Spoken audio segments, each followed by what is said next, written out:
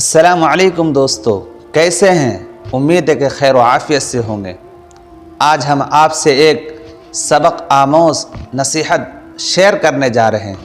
जी हाँ दोस्तों, एक शागिर्द ने अपने उस्ताद मुहतरम से नसीहत फरमाइश की तो उस्ताद ने फरमाया कि नसीहत की कोई ज़रूरत नहीं है, लेकिन हमेशा दो बातों का ख़ास ख्याल रखना। उनमें से पहली बात यह है कि खुदा ना बनना, और दूसरी बात यह है कि रसूल ना बनना।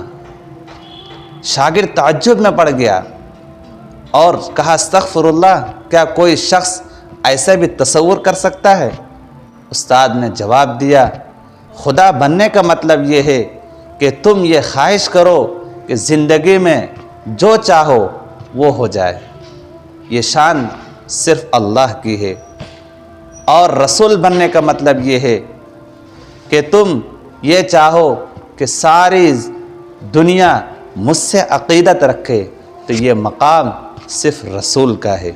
जी हाँ दोस्तों, ये वीडियो आपको अच्छी लगी होगी तो इस वीडियो को शेयर कर दें और चैनल को सब्सक्राइब कर दें।